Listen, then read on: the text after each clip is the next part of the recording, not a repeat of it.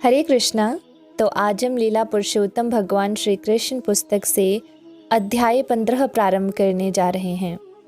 धेनु का सुर का वध।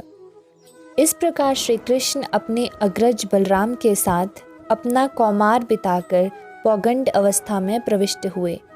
यह अवस्था 6वें वर्ष से 10वें वर्ष तक रहती है। तब सभी ग्वालों ने परस्पर मंत्रणा की और वे इसके लिए राजी हो गए कि जो जो बालक 5 वर्ष के हो गए हैं उन्हें चारागाह में गौवें ले जाने का उत्तरदायित्व दिया जाए।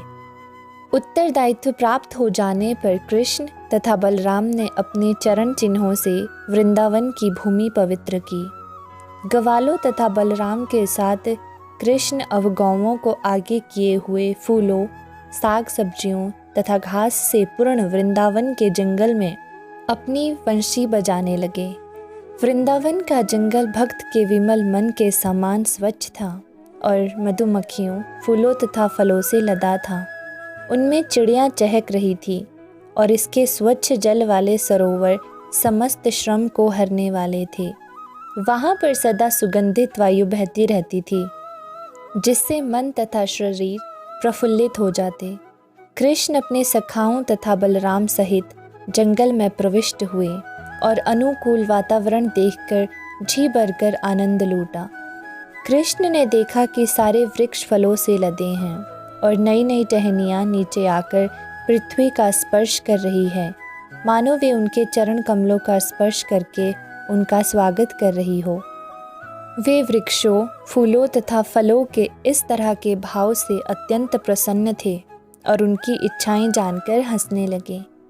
तब कृष्ण अपने बड़े भाई बलराम से इस प्रकार बोले, हे भ्राता, आप हम सबसे श्रेष्ठ हैं और देवता आपके चरण कमलों की पूजा करते हैं। देखते नहीं कि ये फलों से लदे वृक्ष आपके चरण कमलों की पूजा करने के लिए नीचे झुके हैं। ऐसा प्रतीत होता है मानो वृक्षों का रूप धारण करने के कारण ये अंधकार से निकलने का प्रयास कर रहे हैं। वस्तुतः वृंदावन की भूमि में उत्पन्न वृक्ष सामान्य जीव नहीं हैं। अपने पूर्व जन्मों में निर्गुण विचार रखने के कारण इन्हें इस जड़ रूप में रहना पड़ रहा है, किंतु अब इन्हें वृंदावन में आपके दर्शन का अवसर प्राप्त हुआ है और अब वे आपके सानिध्य के द्वारा आध्यात्मिक जीवन में आगे बढ़ने के लिए प्रार्थना कर रहे हैं। सामान्यतः वृक्ष तमोगुणी जीव हैं। निर्विशेषवादी चिंतक उसी तमस में रहते हैं, किंतु आपकी उपस्थिति का पूरा लाभ उठाकर उसे समूल नष्ट कर देते हैं।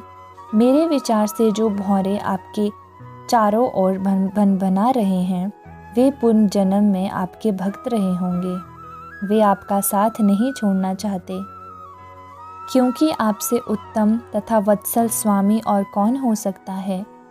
आप परम तथा आदि भगवान हैं और ये भौरे हर क्षण कीर्तन करते हुए आपके यश को फैलाने का प्रयत्न कर रहे हैं। मेरे विचार से इसमें से कुछ अवश्य ही ऋषि तथा आपके भक्त होंगे और उन्होंने भौरे के रूप में अपना वेश बदल लिया है, क्योंकि वे एक क्षण भी आपका साथ छोड़ने को तैयार नहीं हैं। हे भ्राता, आप परम पूज्य ईश्वर हैं। जरा देखें तो किस प्रकार ये मोर आनंद विभोर होकर आपके समक्ष नाच रहे हैं। सारे मृग जिनका आचरण गोपियों के समान है आपका उसी प्यार के साथ स्वागत कर रहे हैं और इस जंगल में रहने वाली कोयलें आपका अत्यंत हर्ष के साथ स्वागत कर रही है, क्योंकि उनके घरों में आपका प्राकट्य अत्यंत मंगलकारी है। यद्यपि वे सब पशु तथा वृक्ष है तो भी ये वृंदावनवासी आपका गुणगान कर रहे हैं। वे आपका स्वागत अपने सामर्थ्य भर करने को तैयार है। जिस प्रकार महात्मा गण अपने घर पर अन्य महापुरुषों का स्वागत करते हैं। जहाँ तक यहाँ की भूमि का प्रश्न है, वह इतनी पवित्र तथा भाग्यशाली है कि इस पर आपके चरण कमलों के पद्म चिन्ह बने हुए हैं। इन वृंदावन वासियों के लिए स्वाभाविक है कि आप जैसे महापुरुष का इस प्रकार स्वागत करें। लताएं तथा वृक्ष भी आपके पाद पदों का स्पर्श पाकर धन्य है और ये छोटे छोटे वृक्ष अपनी टहनियों से आपको छूकर कृतकृत्य है। पर्वत तथा नदियाँ भी अपने को धन्य मानती है क्योंकि आप इनकी ओर देख रहे हैं। इन सबसे ऊपर ये व्रजान गायें तथा गोपियाँ हैं जो आपके सौंदर्य से मोहित होकर धन्य हैं क्योंकि आप अपनी विशाल भुजाओं से इनका आलिंगन करते हैं। इस प्रकार कृष्ण तथा बलराम दोनों ही यमुना तट पर अपने बछड़ों तथा गायों समेत व्रजवासियों को आनंदित करने लगे। कुछ स्थान में कृष्ण तथा बलराम के साथ उनके सखा भी होते। ये बालक गाते, भौरों की गुनगुन की नकल करते और पुष्पहारों से विभूषित कृष्ण तथा बलराम के साथ साथ चलते। घूमते हुए ये बालक कभी कभी सरोवरों में तैरते हंसों की बोलियां बोलने का अनुकरण करते। जब वे किसी मोर को नाचते देखते तो वे कृष्ण के समक्ष उनका अनुकरण करते। कृष्ण भी अपनी गर्दन हिलाते और नाचने का स्वांग भरते हुए अपने मित्रों को हंसा देते। कृष्ण जिन गौओं को चराते थे उनके अलग अलग नाम थे और वे उन्हें दुलारवश उन्हीं नामों से पुकारते। कृष्ण को पुकारते सुनकर ये गौएं रंभाती हुई तुरंत दौड़ती और ग्वाल बाल इस आदान प्रदान पर पेट भर हंसते।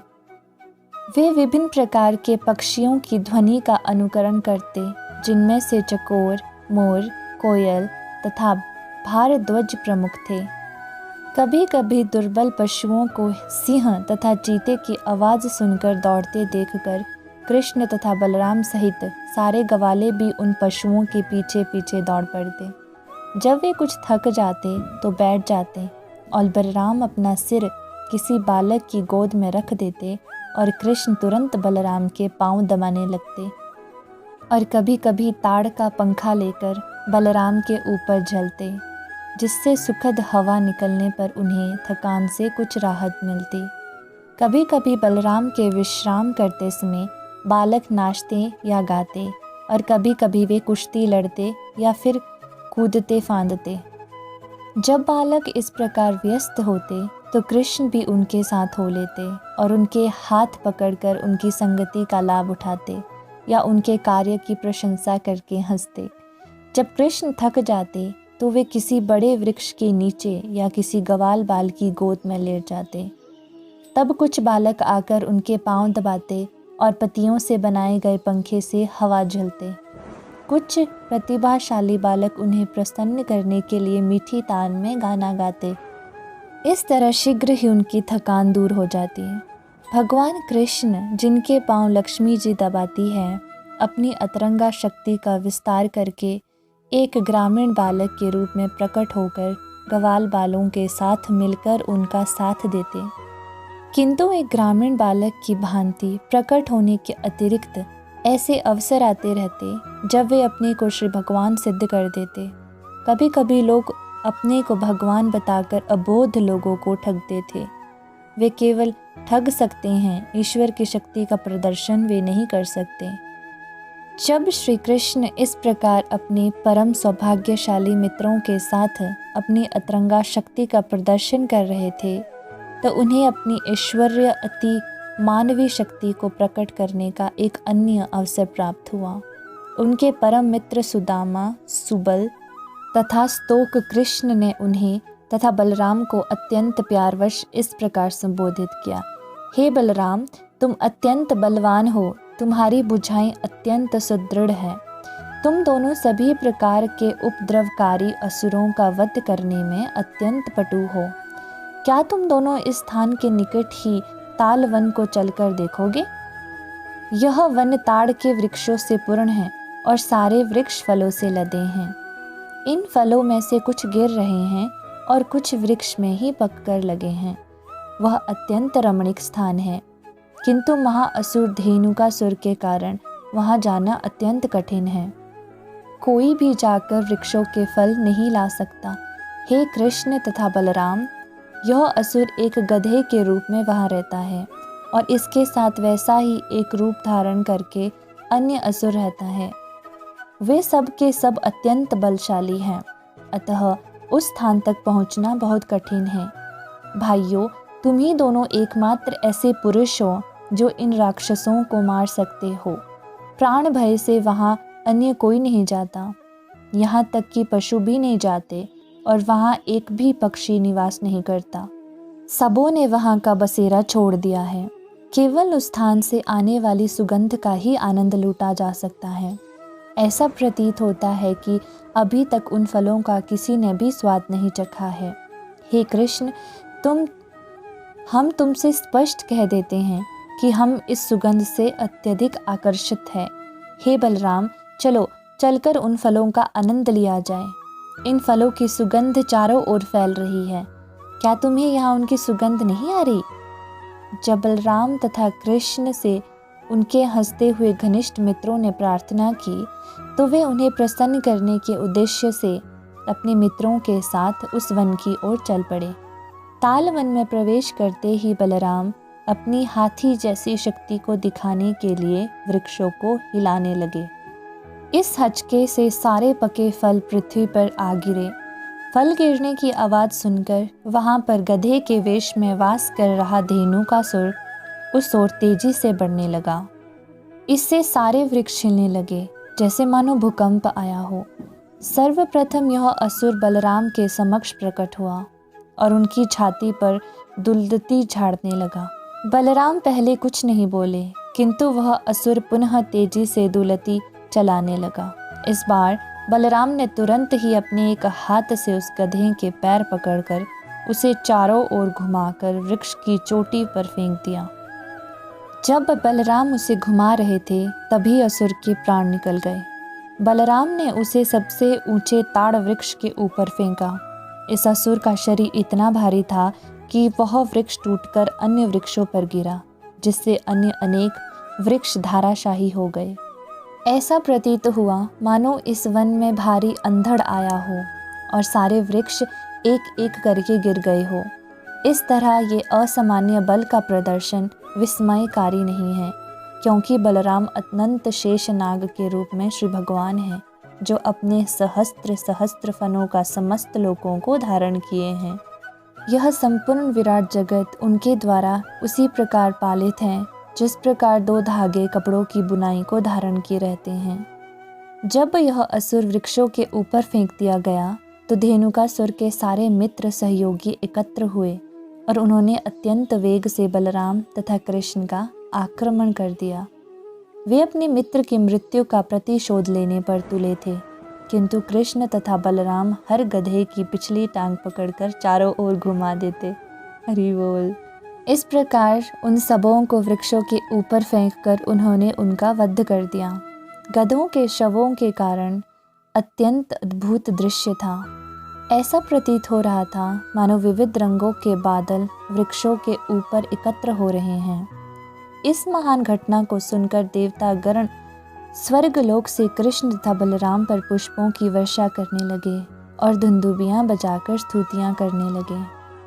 धेनुकासुर के वध के कुछ दिन बाद लोग ताल वन जाकर फल एकत्र करने लगे और पशु भी निर्भय हो वहां उगी सुंदर घास चरने के लिए आने लगे।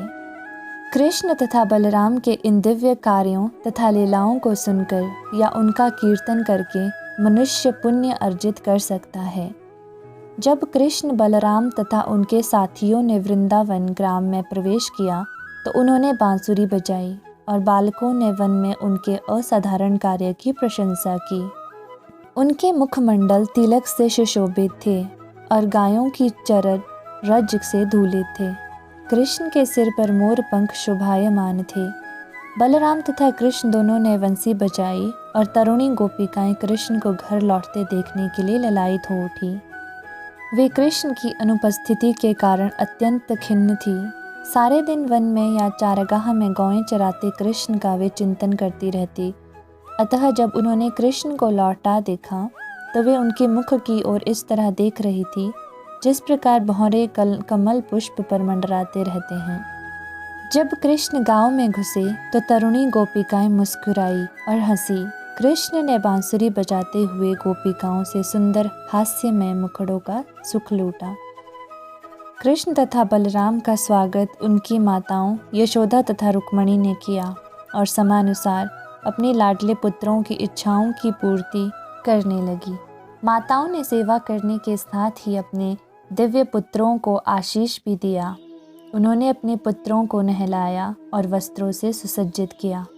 कृष्ण को नीला वस्त्र पहनाया गया और बलराम को पीला, और उसके साथ ही उनको सभी प्रकार के आभूषण तथा फलों की मालाएं भी दी गई। दिन भर चारागाह के श्रम की थकान से मुक्त होकर वे दोनों प्रसन्न तथा सुंदर लग रहे थे।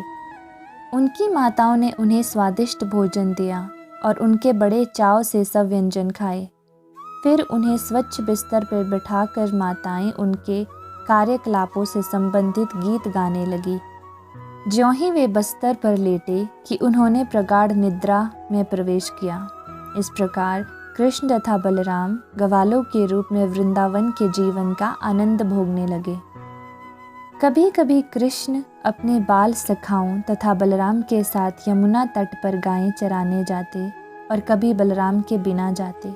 धीरे धीरे ग्रीष्म ऋतु का आगमन हुआ और एक दिन जब सारे बालक तथा खेत में चरती गाय अत्यंत प्यासी हुई तो वे जाकर यमुना जल पीने लगे, किंतु नदी का जल कालिया नामक विशाल सर्प के विष से जहरीला हो चुका था।